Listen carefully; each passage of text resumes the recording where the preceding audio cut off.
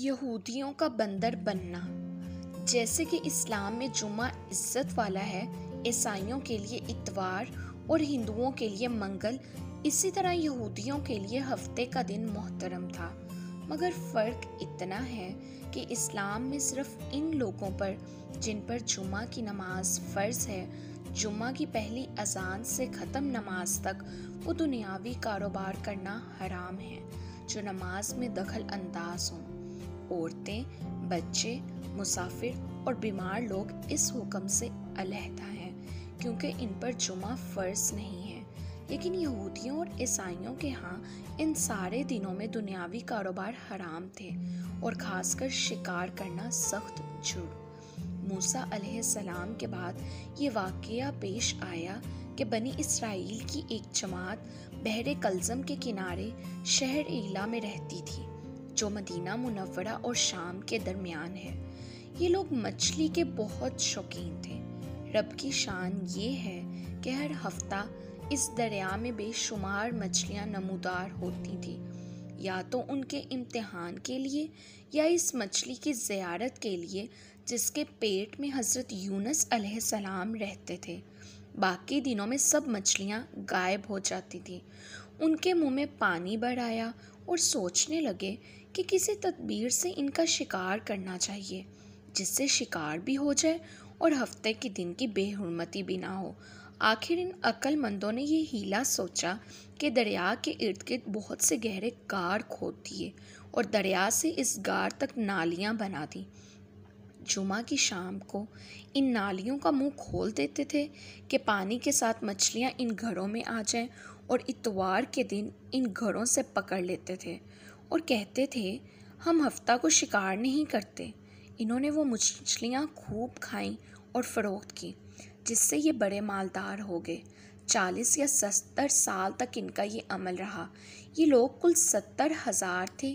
ان کی 3 جماعتیں بن گئیں، ایک تو شکار کرنے والوں کی، دوسرے اس سے منع کرنے والوں کی اور تیسرے خاموش رہنے والوں کی۔ یہ لوگ کل 12,000 تھے، باقی سب شکاری۔ جب شکاریوں نے ان کی نصیحت نہ مانی تو انہوں نے اپنے اور ان کے درمیان ایک دیوار بنا کر شہر کے 2 حصے بنا دیے اور کہا ہم ان کے ساتھ نہ رہیں گے کہ ہم پر عذاب نہ آ جائے۔ یہاں تک کہ داؤد علیہ السلام کا زمانہ آ گیا۔ آپ نے ان کو شکار کرنے سے منع کیا اور فرمایا اے بیوقوفو، قید کرنا ہی تو شکار ہے۔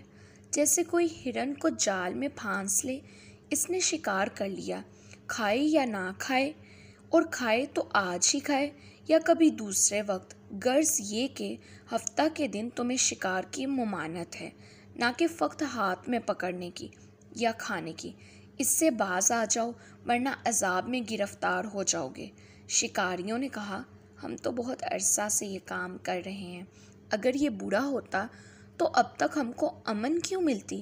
تب داؤد علیہ السلام نے یہ دعا فرمائی جس سے رب کا غضب آ گیا اور رات میں یہ سب کے سب بندر بن گئے، یا جو ان لوگ بندر اور برے لوگ سور بنا دیے گئے۔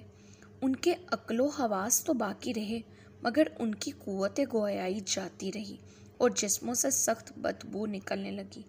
صبح کے وقت اس محلے کو لوگوں نے دیکھا کہ نہ تو اس محلہ سے کوئی آدمی آتا ہے اور نہ کوئی آواز، نہ کوئی دھواں وغیرہ نکلتا ہے، تو یہ دیواروں پر چڑھ کر ان کے گھروں میں داخل ہو گئے۔ وہ بندر ان کو دیکھ کر ان کی طرف دوڑے اور ان کے قدموں سے لپٹنے لگے اور ان کے کپڑے سونگھتے اور روتے تھے۔ ان لوگوں نے کہا کیا ہم نے تمہیں شکار کرنے سے منع نہیں کیا تھا؟ وہ بندر سر ہلاتے اور آنسو ان کے رخساروں پر بہتے تھے۔ اس حال پر ان کو 3 روز گزر گئے اور سب کے سب ہلاک کر دیے گئے، نہ کوئی باقی بچا اور نہ ان کی نسل چلی۔ لوگوں میں یہ مشہور ہے کہ موجودہ بندر انہی کی نسل میں سے ہیں، لیکن یہ غلط ہے۔ ان سے پہلے بھی بندر تھے اور یہ موجودہ بندر ان سے پہلے بندروں کی اولاد میں سے ہی ہیں، کیونکہ صحیح روایت میں ہے کہ کوئی مسخ شدہ قوم 3 دن سے زیادہ نہیں جیتی، نہ کھاتی ہے نہ پیتی ہے اور نہ ہی ان کی نسل